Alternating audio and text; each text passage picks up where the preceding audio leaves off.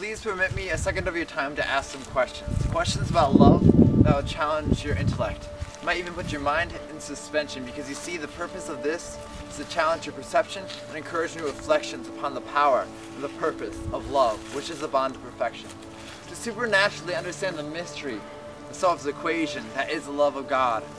To comprehend the magnitude, the fortitude, and the altitude of His love described by His word. A love so fantastically great, reaching its destination faster than a Concorde, yet so slow. It's patient, it's waiting, it's yearning to bring men back into communion. What kind of love would love me from an everlasting past with everlasting love? Me, way before I was formed in my mother's womb. What kind of love would preempt man's inevitable fall and put a contingency plan in place for his salvation that involved death on a cross and subsequent burial in a tomb?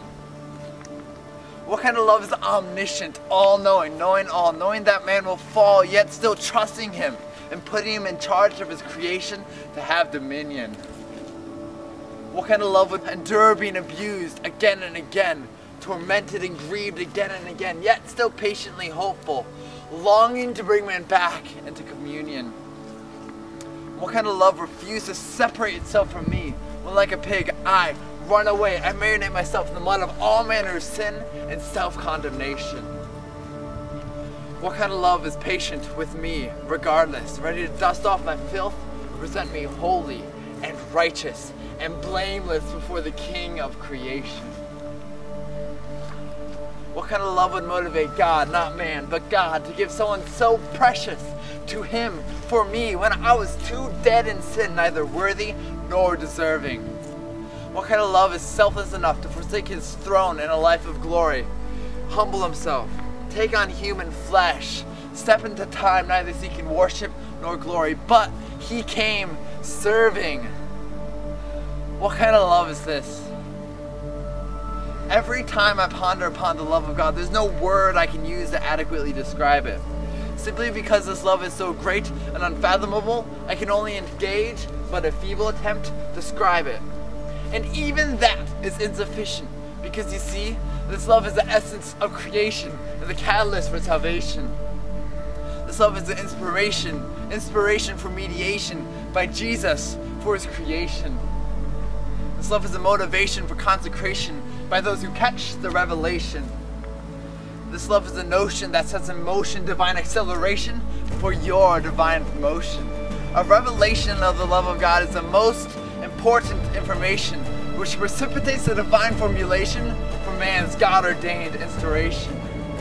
This love was God's solution to the eternal segregation that man has, which necessitated Christ's propitiation that gave man back everlasting consolation.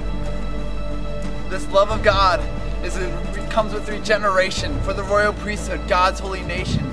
This love is the true foundation that we have in our hearts that causes tribulation for man's eternal celebration.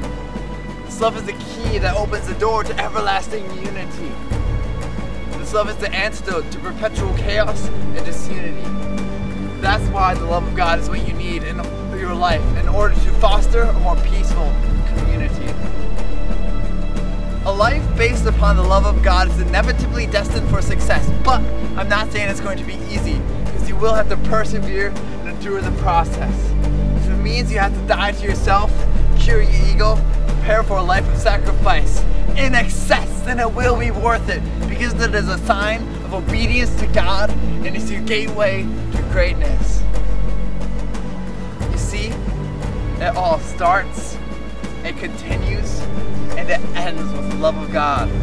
Whether for justification of saints or sinners' punishment for sins, it will all stem from the love of God. And for those who choose not to believe it, you better believe it, because this love has prevailed, and that's why it's the greatest thing on earth, because this love never fails.